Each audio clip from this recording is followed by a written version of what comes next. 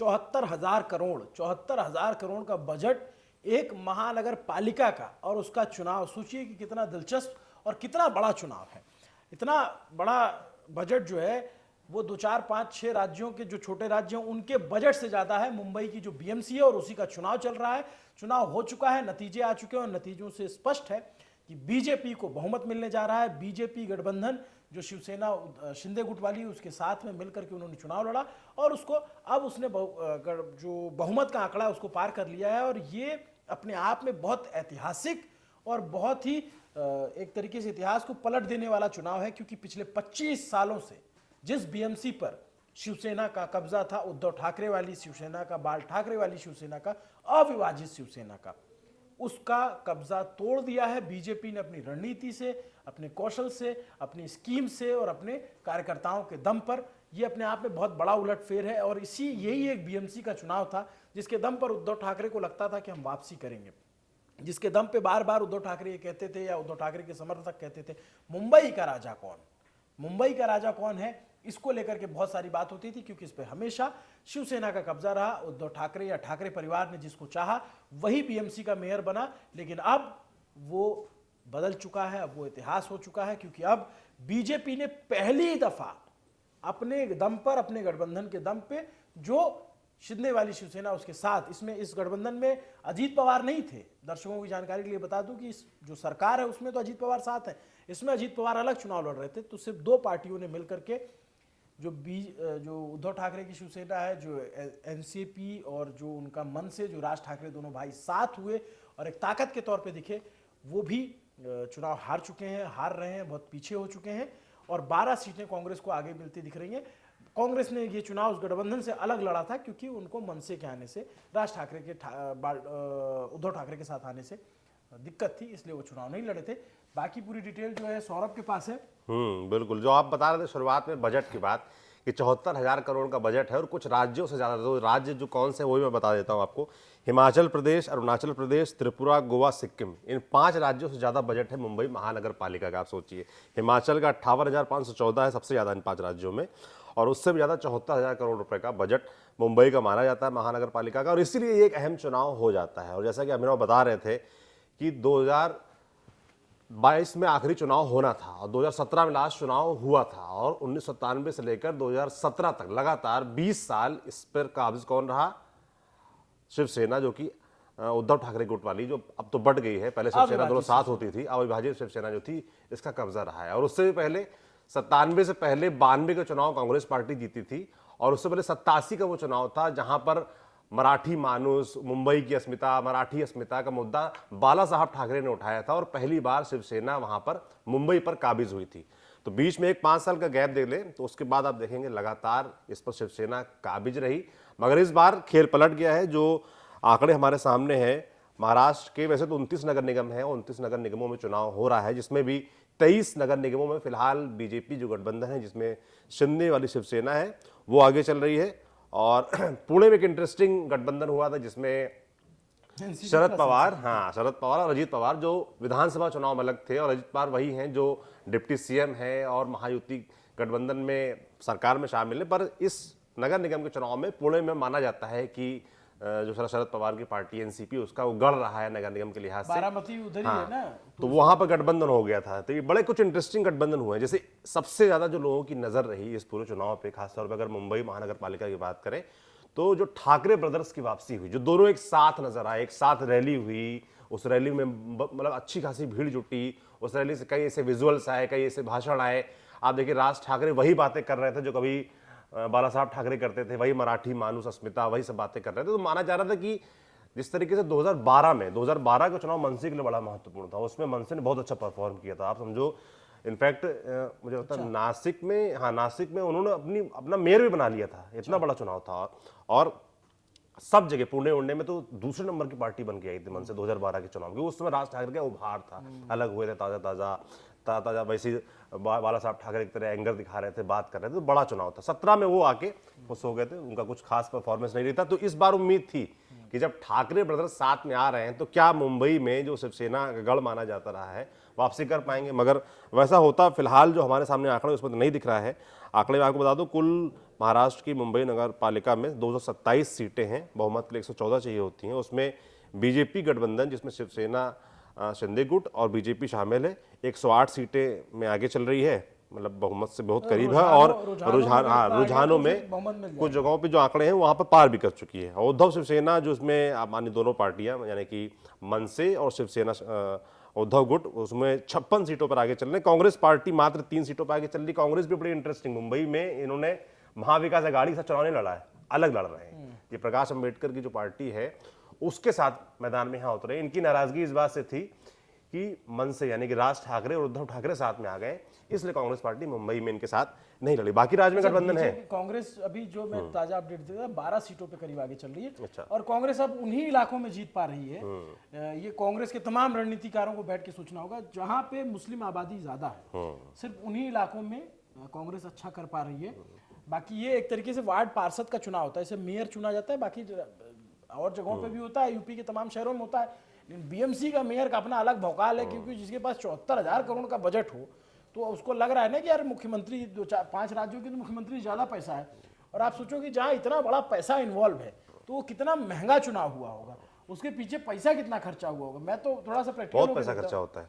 महाराष्ट्र के मुंबई के चुनाव में बताते हैं, मतलब हम लोग के इधर जो विधायक जितना पैसा नहीं खर्चा करते चुनाव में, उतना वहां पर पार्षदों के चुनाव में पैसा खर्चा होता है। क्योंकि जाहिर सी बात है 74,000 करोड़ का बजट है, 4-5 राज्यों से ज्यादा बजट है, तो वो जब अलग अलग वार्डों में बढ़ता है पैसा, जब जाता है आवंटित होता है, तो जाहिर बात है कि वार्डों में भी बड़ा बजट पहुंचता है। लेकिन सौरभ एक बात है कि बीएमसी का ये जो रिजल्ट है, इससे एक बात तो साफ हो गई कि आप सिर्फ इस नाम पे चुनाव नहीं लड़ सकते कि आपके पिताजी फलाना थे। मतलब देखो, बीजेपी को लोग पसंद करें ना पसंद करें, माने ना माने, लेकिन उसकी रणनीति, उसकी मेहनत, उसके जो कार्यकर्ता है वो जमीन पे काम करते हैं। ये रिजल्ट दिख रहा है शहरी इलाकों में जहां पे आप बता रहे थे।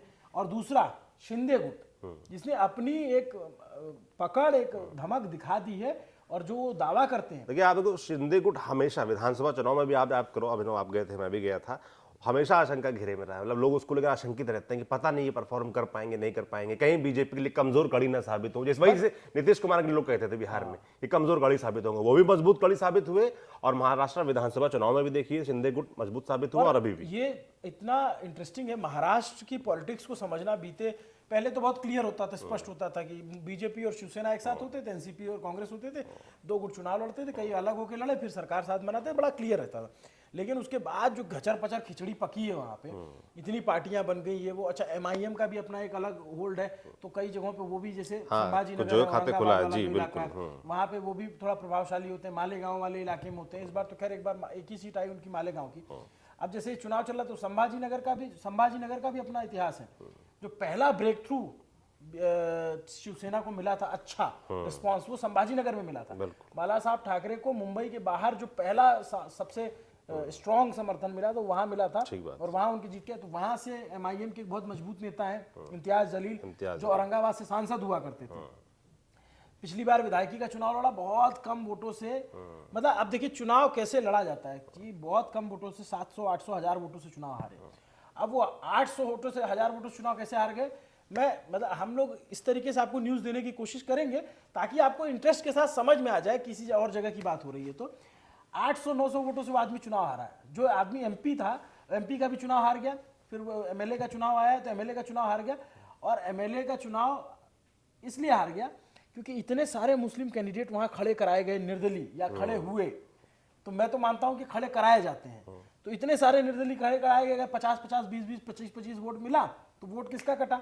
वोट कटा तो जो हार गया। ये होती रणनीति चुनाव की। ऐसा ही मैंने हरियाणा में देखा था। हरियाणा में जो उचाना कला वाली सीट है सौरभ, इस सीट पे आजादी के बाद से आज तक कभी नॉन जाट जीता ही नहीं था, कभी नहीं जीता था।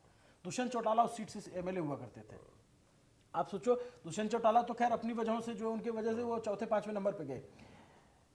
बीजेपी, कांग्रेस, फिर निर्दलीय और निर्दलीय, इस तरीके से चुनाव लड़े और 32 वोट से वो सीट बीजेपी जीत गई। 32 वोट से। किसी ने सोचा था, किसी ने नहीं सोचा था कि ये सीट पे तो कोई एग्जिट पोल ही नहीं दिखा रहा। सिर्फ 32 वोट से वो जीती। और क्यों? क्योंकि निर्दलीय 2 जो लड़े वो कांग्रेस के, जो एंटी कांग्रेस से ही थे और कांग्रेस से टूट करके खिलाफ हुए, और उनको अच्छा 32,000, 30,000 वोट मिला। और मात्र 32 वोट से बीजेपी एक ब्राह्मण कैंडिडेट को चुनाव जिता लेगी। चौधरी विजेंद्र वहां से चुनाव लड़ रहे थे। तो चुनाव में बहुत सारा मैनेजमेंट का भी खेल होता है। और पार्षद का चुनाव तो जो इतना क्लोज चुनाव होता है, जहां मैन टू मैन मार्किंग होगी, जहां आपको पता है कि कितने वोट इस इलाके में है, प्रधानी से थोड़ा सा ही आगे का चुनाव होता है। सबसे टफ चुनाव प्रधानी का होता है भैया। बिल्कुल। ठीक है, प्रधानी में तो एक वोट गिना होता है। पार्षद चूंकि मुंबई उत्तर है, प्रदेश में आने वाला है प्रधानी वाला उसको भी चुनाव। हम कवर करेंगे, जाएंगे। ये हमसे थोड़ा सा चूक हुई, हमें इसको और ग्राउंड पे भी जाके कवर करना था, लेकिन हम यहाँ ऑफिस और तमाम चीज़ों में थोड़ा बिजी थे, एक सेटअप बनाने में लगे हुए। लेकिन और दूसरी बात ये कि एक चीज़ सौरभ इस रिजल्ट से एक साफ हो गई कि Devendra Fadnavis as a leader, he is emerging as a power. और ना सिर्फ महाराष्ट्र में, बल्कि वो अपनी पावर को धीरे धीरे आप देखेंगे नेशनल लेवल पर उनकी धमक समझ में आने लग जाएगी एक मजबूत नेता के तौर पे। जैसे बीजेपी के एक जमाने में मजबूत छत्रप हुआ करते थे ना, वैसे ही आज देवेंद्र फडणवीस को आप एक छत्रप, मजबूत छत्रप के तौर पे देख सकते हो कि एक आदमी जो खुद पार्षद का चुनाव लड़ा, पार्षद से मेयर बना, फिर मेयर से एमएलए बना, एमएलए से सीएम बना। उस राज्य में जहां कोई 5 साल सीएम नहीं बन पाता था, टिक पाता था, वो आदमी 5 साल सीएम रहा, चुनाव हार गए। मतलब चुनाव हारे क्या, चुनाव जीते, लेकिन गठबंधन अलग हो गया, टूट गया। फिर ये मुख्यमंत्री नहीं बन पाए, फिर उधर टूट फूट हुई, फिर शिंदे को लेकर आए, मतलब फिर जाकर के अजीत पवार के साथ शपथ ली और डिप्टी सीएम बने। नहीं, पहले अजीत पवार के साथ शपथ ली। अजीत पवार के साथ मतलब उगते सूरज को भी अचंभित करते गवर्नर हाउस में, जो बहुत ही अनएथिकल कहा गया कि इस तरीके से नहीं करना चाहिए था बीजेपी को, लेकिन वो किया। फिर उसके बाद वो सरकार नहीं बन पाई। फिर उसके बाद जो है डिप्टी सीएम बनाने की शिवसेना के साथ जब डिप्टी सीएम बने, तो डिप्टी सीएम बनने को देवेंद्र फडणवीस तैयार नहीं थे। देवेंद्र फडणवीस के पास उस समय अमित शाह का फोन आता है, ऐसा लोग जानकार बताते हैं। और एक वीडियो है, अगर उस वीडियो को भी देखेंगे तो एक फोन आता है, और फोन के बाद देवेंद्र फडणवीस के चेहरे की हवाइयां बदल जाती हैं। उधर से कहा जाता है कि बन जाओ। तो आप देखेंगे देवेंद्र फडणवीस ने ऐलान नहीं किया था मैं डिप्टी सीएम शपथ ले रहा हूँ। यहाँ से जेपी नड्डा ने ट्वीट किया था दिल्ली से कि देवेंद्र फडणवीस सरकार में शामिल हो रहे हैं और डिप्टी सीएम की शपथ ले रहे हैं, तब जाके उन्होंने शपथ ली। तो एक आदमी मुख्यमंत्री रहते हुए अपना उसने उसको डाला। फिर बड़ा झटका लगा लोकसभा चुनाव में, क्योंकि जो अघाड़ी गठबंधन था, महाविकास अघाड़ी, बहुत अच्छा परफॉर्म किया, कांग्रेस ने बहुत अच्छा परफॉर्म किया, शिवसेना ने बहुत अच्छा परफॉर्म, वहीं से चर्चा चलने लगी कि विधानसभा चुनाव में भी कुछ बदलाव अच्छा होगा। लेकिन विधानसभा चुनाव में फिर जो रिजल्ट है उसको लेकर राहुल गांधी के अपने आरोप है कि गड़बड़ हुई, ये हुई, लेकिन आप रिजल्ट देखेंगे तो क्लीन स्वीप कर दिया। और फिर यही एक दांव बचा था उद्धव ठाकरे के पास कि मुंबई में आओ, मुंबई में देख लेंगे। तो मुंबई गढ़ माना जाता है शिवसेना का। आप समझो 1997 से लेकर 2017 तक जो भी चुनाव हुए, शिवसेना सबसे बड़ी पार्टी बनकर उनका मेयर लगातार बना रहा। उससे पहले भी 5 साल आप छोड़ दें तो बाला साहब ठाकरे के समय से वो मजबूती, वो दौर शुरू हो चुका था।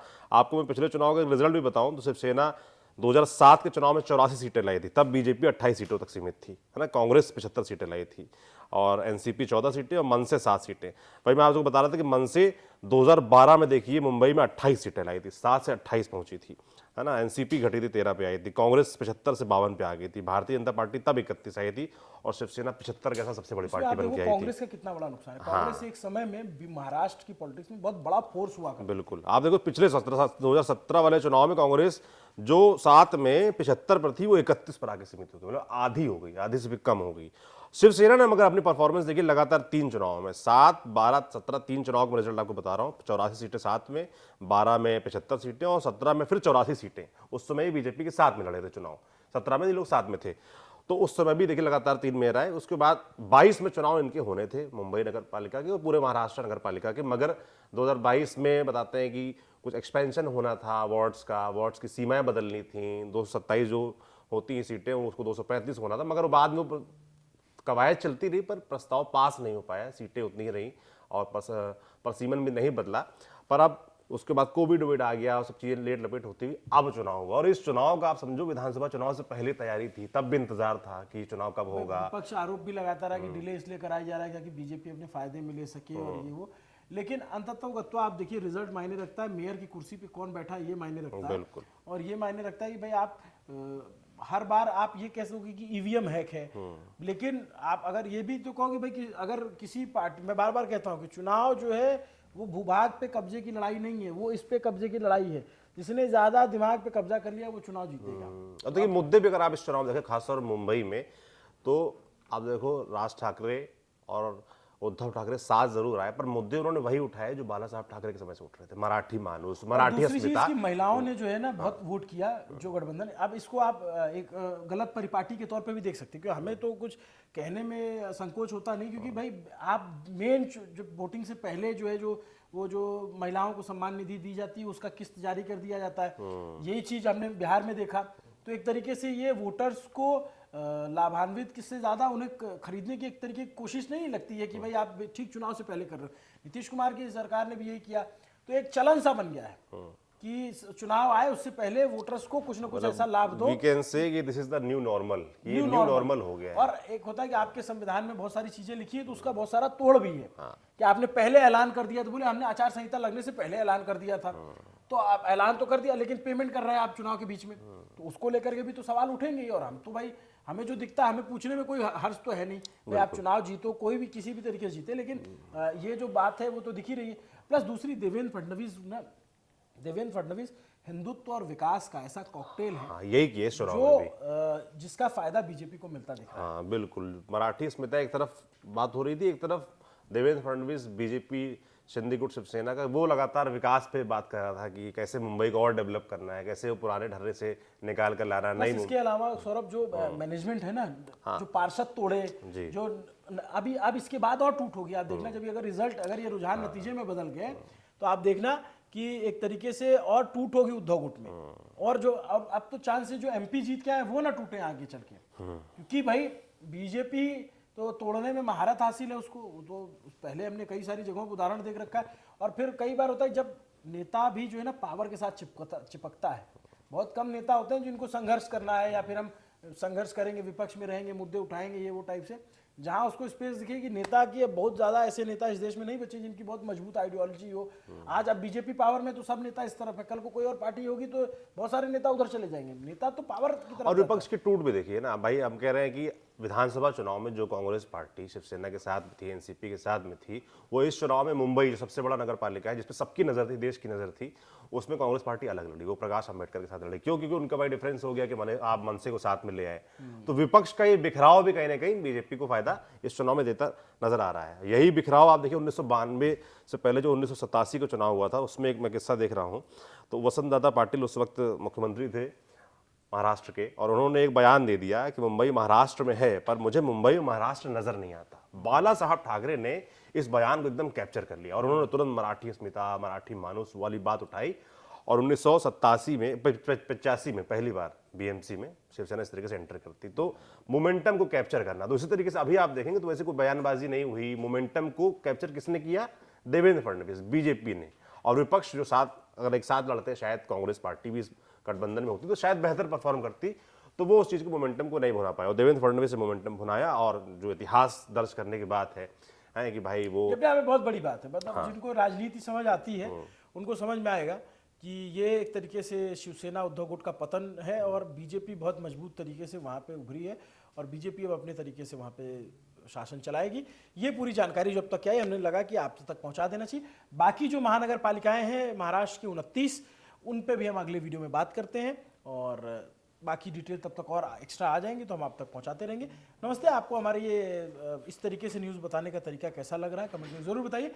और अगर हमारी न्यूज़ पसंद आती है, बिना किसी राग द्वेष अनुराग के, बिना किसी पार्टी का समर्थन या विरोध किए हुए, तो हमें सब्सक्राइब कीजिएगा। पसंद आए तो ही न्यूज़ पिंच को सब्सक्राइब कीजिएगा। Thank you.